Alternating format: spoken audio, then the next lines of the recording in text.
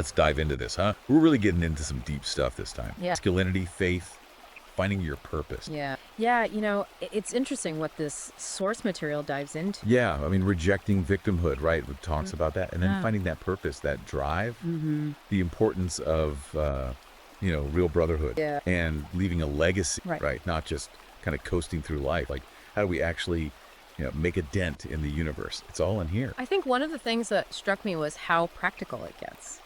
It's not just these lofty ideas like, okay, here's how to build discipline. Here's how to overcome setbacks. Yeah. So many times I've read books or listen to podcasts and it's like, yeah, motivation. But then like, show me the steps, Right. And this one seems to have both. Yeah, I think that's what's going to resonate with a lot of guys. For sure. Like they're looking for real world advice, not just, theories and concepts. So, But speaking of concepts, there is one that's really central to this whole thing, and that's Imago Dei. okay, yeah, I saw that pop up a few times. Imago Dei. So that's what, Latin? It is. Yeah, it basically means image of God. Image of God. Okay. So how does that tie into, being a man and finding your purpose and all that? Well, the source material argues that, we live in a world that's constantly bombarding men with messages about who they should be, Right. what they should look like, how they should act. It's easy to start feeling inadequate. Oh, yeah. You're constantly being judged, right? Like, are you man enough? Are you successful enough? Are you tough enough? Right. And Imago Dei kind of flips the script on all that. How so? It says, hey, your value isn't based on those fleeting societal trends. It's based on something much deeper, something much more permanent. I'm liking where this is going. Right. It's like, forget what the world tells you. Your worth is inherent. You are valuable because you are created in the image of God. Yeah, it's like built in. It's not something you have to earn or prove. Right. So tapping into that inherent worth, Yeah. I see how that could help you reject that whole victim mentality. That's exactly what the source material is saying. Like, yeah, the world might throw you curveballs, Yeah. but you don't have to let them knock you down. You have this inner strength because of who you are, who you were created to be. Okay, I'm with you. And it's not like the source material is just saying, man up, be resilient. It actually gives you a roadmap. Yeah. Like, what kind of roadmap are we talking about here? It talks about setting clear goals, building discipline, things you can actually put into practice, like actionable steps. Yeah, because motivation without action is just a daydream. I like that. Right. It's got to be practical. And you know what's funny? What's that? It even mentions James Clear's Atomic Habits book. Oh, yeah. I was like, okay, this author's doing their research. Yeah, that's a great book on, like, how to form good habits and break bad ones. And then it touches on Charles Duhigg's Keystone Habit Theory, too. Oh, wow. Okay. Getting deep into the habit formation here. So what's the takeaway there? I mean, in terms of the source material, like, how does it all tie in? Well, the key takeaway is this. Small, consistent actions over time can have a massive impact. You don't have to overhaul your whole life overnight. It's like baby steps. Yeah. Just one good habit at a time, building momentum. Exactly. I like that. It feels less daunting.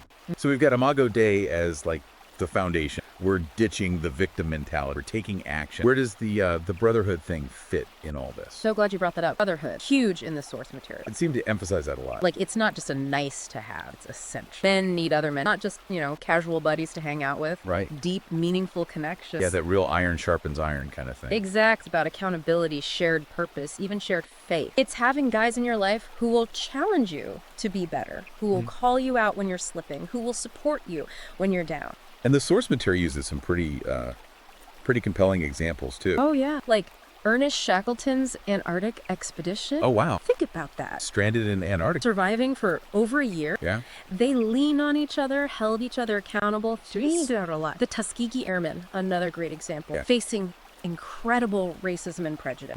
But their bond, their brotherhood, helped them overcome those obstacles and achieve amazing things. I mean, you can't really argue with examples like that. It's powerful stuff. And I found it interesting that the source specifically calls out, digital connections as being insufficient. Yes. It's like, yeah, Facebook friends are great and all, But it's not enough. but you need those real world flesh and blood brothers to have your back. Right. You need that face-to-face interaction, the kind that builds genuine trust and It understanding. makes you think, Yeah. like how much time am I spending online versus actually connecting with real people. Good question to ask ourselves. Yeah. All right. So we've got Imago Dei, ditching the victim mentality, taking action, building those strong brotherhoods. What else? What else is in this roadmap? Well, from there, it goes on to explore this idea of legacy. It's like, okay, you've built yourself up, you've got your brother. What are you going to do with it? Yeah. How do we make our lives count? Exactly. Leave a mark on the world. But what kind of legacy are we talking about here? Like money, fame, power. It's bigger than that. The source material argues that true legacy is about impact. The impact you have on others, the values you pass on. So it's not about the size of your bank account, but the size of your impact. Precisely. It's about living a life of purpose and making choices that align with your deepest convictions.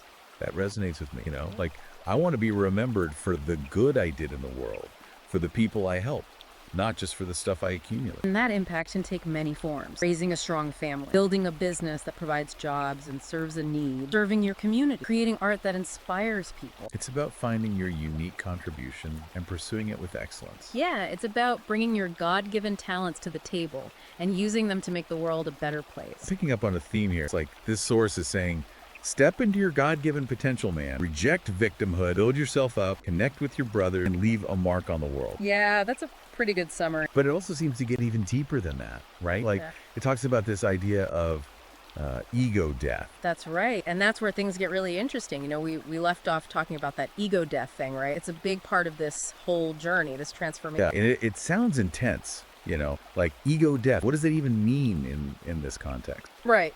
Well, the source material uses this analogy of a snake shedding its skin. It's not about actually dying, of course. Okay, good. It's more about shedding those false layers of who you think you are. Like peeling back the onion, getting to the core. Exactly. It's about letting go of those outdated beliefs, those limiting self-perceptions, the need to constantly prove yourself to the world. It's about embracing humility, recognizing that your worth isn't tied to external achievements or what other people think. So it's like less ego, more authenticity. Yeah, that's a good way to put it. And it ties back into that Imago Dei concept, right? Right, because if your true identity is rooted in being created in God's image, then all that ego stuff is just noise. Yeah, it's almost like it's blocking you from who you're truly meant to be. Okay, I get that. Yeah. But how do we actually do this ego death thing? Like, what are the practical steps? Well, the source material talks about practicing gratitude, for one. Yeah, that makes sense. Counting your blessings, focusing on the positive. Right, and then admitting your faults. Owning your mistakes instead of trying to hide them or blame others. Yeah, that can be tough. It is. But it's so freeing when you do it. And another big one is being willing to serve others without expecting anything in return. Yeah, like putting others first, Right. shifting the focus away from yourself. Exactly. It's about dying to yourself so that you can truly live. Okay, so it's not about self-destruction, but more about discovering your true self, aligning with your divine purpose. Yeah, that's a good way to put it. And something else that really struck me about this whole ego death concept is that it kind of ties into this theme of brotherhood that we were talking about earlier. How so? Well, think about it. When you let go of your ego, when you're not so focused on yourself all the time, you're more open to connecting with others on a deeper level. You're more willing to be vulnerable, to share your struggles, to offer support without judgment. Yeah, it's like you're creating space for genuine connection. Exactly. And that's what real brotherhood is all about. It's about being there for each other through thick and thin, without any pretense or ego getting in the way. And this source material goes on to use this incredible story. Have you ever heard of Ernest Shackleton? Vaguely, remind me. So Shackleton was this explorer who led this expedition to Antarctica in the early 1900s. Okay. And it was a disaster. Their ship got trapped in the ice. They were stranded for over a year, faced unimaginable hardships, freezing temperatures, starvation, the threat of being crushed by the ice. It's a crazy story. Well, yeah. But what's amazing is that they all survived. Yeah. And the source material argues that it was their bond, their brotherhood that kept them alive. So it wasn't just their survival skills or their determination. It was the fact that they had each other's back. Exactly. They leaned on each other. They supported each other. They encouraged each other. And in the end, it was that brotherhood that got them through. Man, that's powerful. Right. And it really drives home the point that brotherhood isn't just some nice to have. It's essential. Yeah. It's what gets us through the tough times. That's especially true in today's world, I think, where we're so often isolated and disconnected. Yeah, exactly. We're more connected than ever digital, but so many guys are feeling lonely and isolated. Like they don't have those deep, meaningful connections in their lives. And I think this source material is really calling us back to that, calling us back to the importance of real face-to-face connection. Yeah, it's like, put down your phone, go out and meet up with some guys, have those real conversations, share those experiences, build those bonds. But it's not just about hanging out, right? Like there needs to be more to it than that. Right. The source material talks about the importance of shared purpose within brotherhood. Okay, yeah, like a common goal, something you're working towards together. Exactly. It uses some interesting examples, like the ancient Greek phalanx. Oh, wow. History lesson. Yeah. So the phalanx was this military formation where the soldiers would stand shoulder to shoulder, shields locked together, and they were incredibly effective because they were unified. They were working together as one unit. Strength in numbers, right? Exactly. And the source material argues that the same principle applies to brotherhood. Like, when men are united by a common goal, they can achieve remarkable things. That's cool. Any other examples? Yeah, it also talks about medieval. Okay. You know, these were groups of craftsmen who would come together to share their knowledge, to support each other, to uphold high standards in their craft. Kind of like a brotherhood of blacksmiths or something. Exactly. And again, it was that shared purpose, that commitment to excellence that made them so successful. And it even uses modern examples like sports teams. You know, when you've got a team of guys who are all working together, who are all striving for the same goal, it's amazing what they can accomplish. Yeah, it's like the whole is greater than the sum of its parts. Yeah, exactly. And you know, something that's really interesting about this whole concept of brotherhood is the spiritual dimension. Okay. Yeah, I was wondering about that. Like, does it have to be a specifically Christian brotherhood?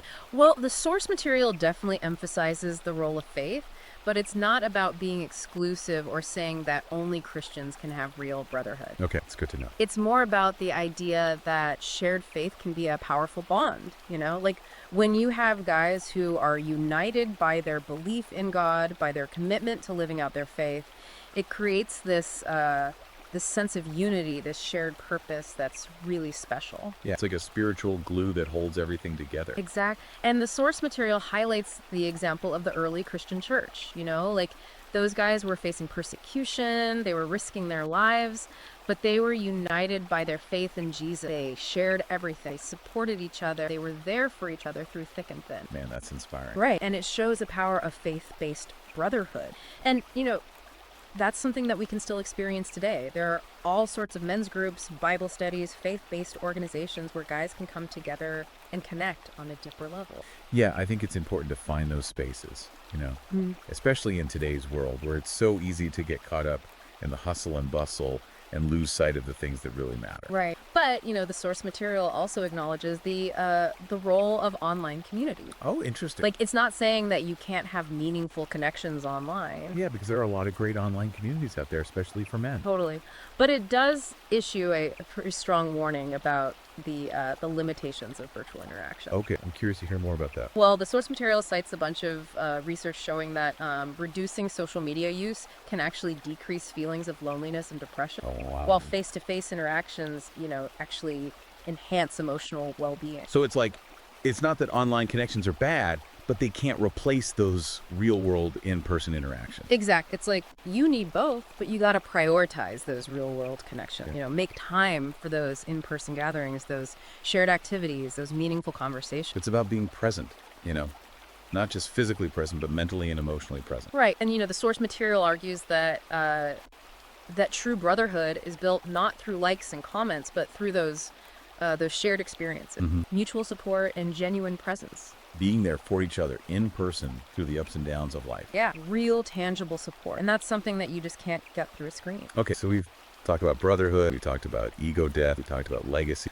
What else is in this this roadmap for living the meaningful life? Well, from there, the source material takes a bit of a turn, and it starts talking about forgiveness. Forgiveness. Yeah. Okay, interesting. How does that fit in? Well, the source material argues that forgiveness isn't just a moral virtue, but it's actually a psychological and spiritual necessity. Okay, yeah, I can see that. Like, it talks about how holding on to anger and resentment can actually be really harmful to your health. Oh, wow. So it's not just bad for your soul, it's bad for your body, too. Exactly. It cites a bunch of research showing that unforgiveness can lead to chronic stress, which then increases your risk of heart disease, high blood pressure, depression, all sorts of things. Man, that's pretty heavy. It is. And it's a reminder that when we refuse to forgive, we're not just hurting the person who wronged us, we're actually hurting ourselves. Yeah, it's like we're drinking poison and expecting the other person to die. Exactly. And the source material also emphasizes the spiritual dimension of forgiveness. Okay, yeah, I was wondering about that. Like, it reminds us that God calls us to forgive others as he has forgiven us. Right, turn the other cheek, that whole thing. Yeah. And it's not about saying that what the other person did was okay. or that they don't deserve to be held accountable. It's about releasing them from their debt, not because they deserve it, but because it frees us from the burden of anger and resentment. That's a tough one, like it's easy to say, but it's hard to actually do. Oh, for sure. Forgiveness is hard. But the source material uses this incredible example of Nelson Mandela, who, after spending 27 years in prison, chose to forgive his captors and lead South Africa through a peaceful transition to democracy. Wow. Yeah, that's a pretty powerful example. Right. And it shows that forgiveness is possible, even in the most difficult of circumstances. And, the source material provides some practical steps for cultivating forgiveness in our own lives. Okay, I'm all ears. What are some of those steps? Well, it starts by recognizing that forgiveness is a choice. Like, it's not a feeling that just happens. It's a decision we make. Okay. And then it encourages us to pray for the person who wronged us. Pray for them. Wow, that's next level. It is. But it's about asking God to help us let go of the anger and resentment we're holding on to soften our hearts towards them. Okay, yeah, I could see how that would be helpful. And then it reminds us that forgiveness is a process, not a one-time event. Like, it might take time. It might require us to revisit our decision to forgive multiple times, but the freedom and healing that it brings is worth the effort. Yeah, I get that. Yeah. So forgiveness, check. What else? What else is on this this list of essential ingredients for a meaningful life? Well, from forgiveness, the source material goes on to talk about fatherhood. Fatherhood, okay. Yeah, that's a huge one. It is. And the source material really emphasizes the unique and crucial role that men play in shaping the next generation. Yeah, like dads are important. We kind of know that. Right, but it goes deeper than that. Like, it doesn't shy away from addressing the crisis of fatherlessness in today's society. Yeah, that's a real issue. It is. And it talks about the devastating impact that it has on individuals and community. Like, kids who grow up without fathers are more likely to drop out of school,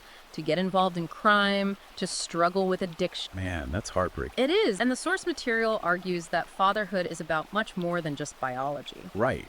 It's about being there, being present. Exactly. It's about presence, about leadership, it's about love. And it's not just for dads, right? Like any man can step into that role. Exactly. The source material emphasizes that every man has the potential to be a father figure, whether to his own children or to someone else's, and that stepping into that role is vital for the well-being of society. Yeah, we need more good men stepping up and being role models for the next generation. Right. And the source material provides some practical advice for being a strong, godly father. Okay. Yeah, like what?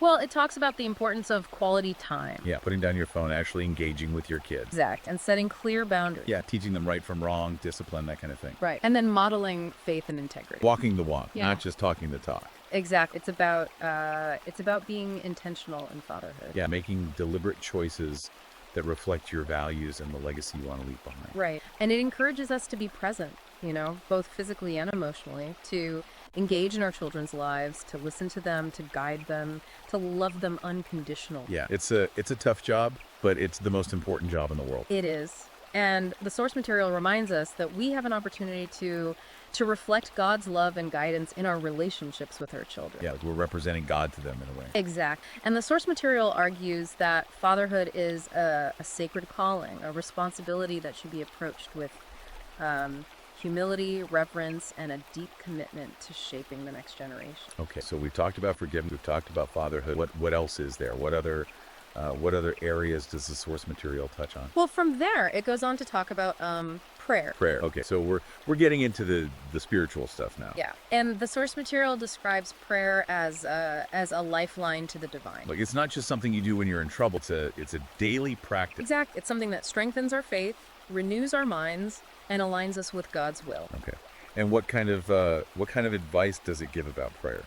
Well, it emphasizes that prayer isn't just about asking for things. Right. It's not just a cosmic vending machine. Exact. It's about cultivating a relationship with God, a two-way conversation where we both speak and listen. Okay. Yeah, that makes sense. And it encourages us to make prayer a habit, to set aside time each day to connect with God, even if it's just for a few minutes. Yeah, like make it a priority. Right.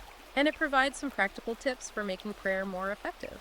Oh, like what? Well, it talks about finding a quiet place where you can focus. Yeah, shut out the distraction. Right, and writing down your prayer. Oh, interesting. I've never tried that. Yeah, it can be really helpful. And reflecting on answered prayers to strengthen your faith, remembering those times when God came through for you. Yeah, I like that. It's easy to forget about those times when you're going through a tough time. It is. And the source material also highlights the importance of of humility in prayer. Oh, okay. Like, it reminds us that we're approaching the creator of the universe, a being of infinite power and wisdom. Right. It's not like we're talking to our buddy. Exactly. It's about acknowledging our need for God, surrendering our will to His, and trusting in His plan, even when we don't understand it. So it's not about demanding things from God. It's about submitting to His will. Right. And the source material doesn't shy away from the fact that prayer can be challenging. Yeah, like sometimes it feels like you're talking to a brick wall. It acknowledges that there will be times when we don't feel like praying, when our words feel empty, or when our prayers seem to go unanswered. Yeah, we've all been there. Right. But it encourages us to persevere. Keep at it. Yeah. Reminding us that God is always listening, even when we don't feel His presence. Okay, so prayer is essential. Got it. What else does the source material talk about in terms of spiritual growth? Well, it goes on to talk about cultivating a humble mindset. A humble mindset. Okay, Yeah. that's interesting because humility isn't always seen as a strength, especially for men. Right.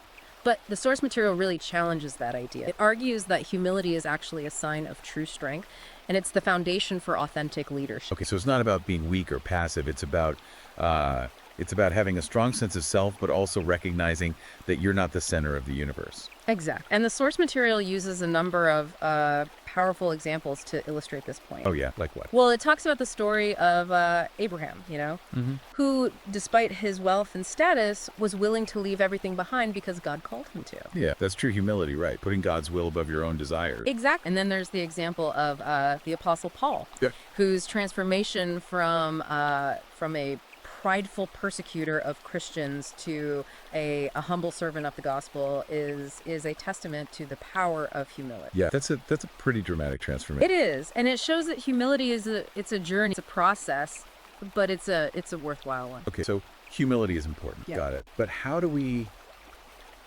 actually cultivate humility? Like, what are some practical steps? Well, the source material talks about practicing gratitude, for one. Gratitude again. Yeah. Okay, yeah, that makes sense. Like focusing on what you have instead of what you don't have. Right. And then admitting your faults, Mm-hmm. owning your mistakes, being willing to apologize, to ask for help. Yeah, that takes humility. It does. And then seeking counsel from others. Yeah.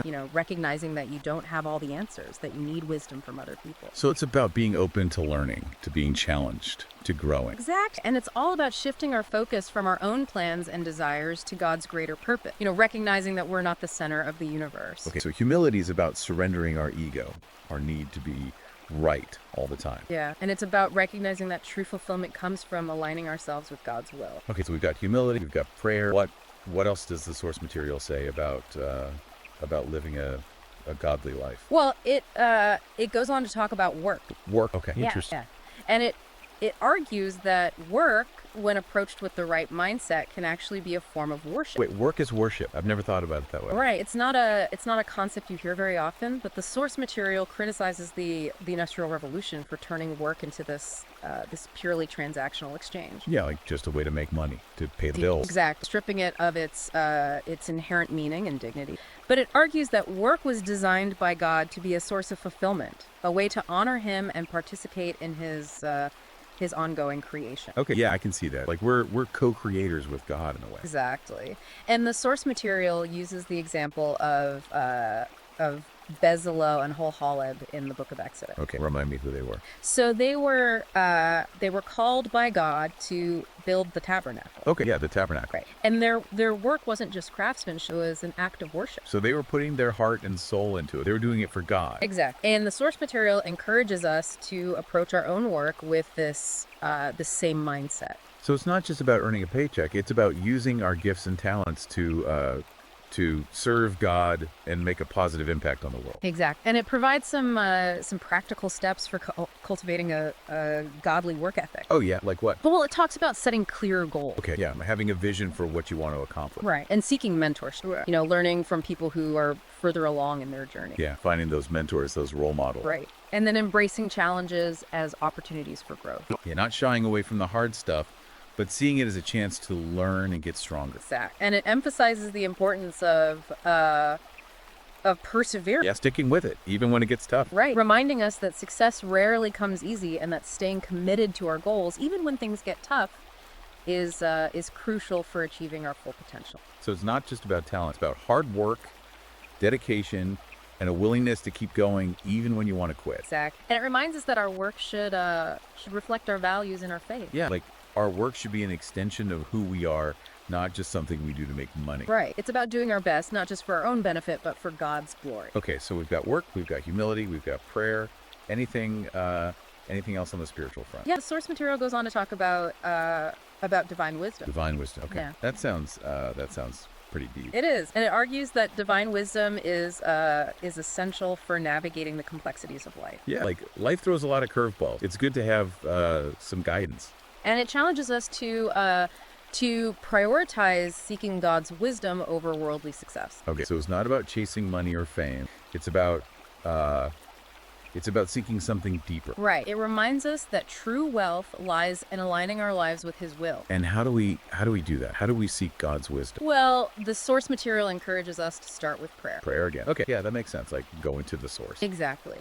And it reminds us that God promises to give wisdom generously to those who ask. It's not like He's holding out on us. Right, and that He delights in guiding us towards His best for our lives. Okay, but what about those times when it feels like you're praying and you're not getting any answers? Like, what do you do then? Well, the source material also highlights the importance of faith and patience in this process. Faith and patience. Okay, two things that I'm not always great at. Right, but it reminds us that God's timing is often different from our own. Yeah, His ways are not our ways. Exact, and it's crucial that we trust His plan even when we don't understand it. So it's about letting go of control, surrendering to His will. Right, and the source material also provides some practical steps for cultivating wisdom in our daily lives. Oh yeah, like what? Well, it talks about journaling, reflecting on our decision. Okay, so taking some time for introspection. Right, and seeking counsel from wise mentor.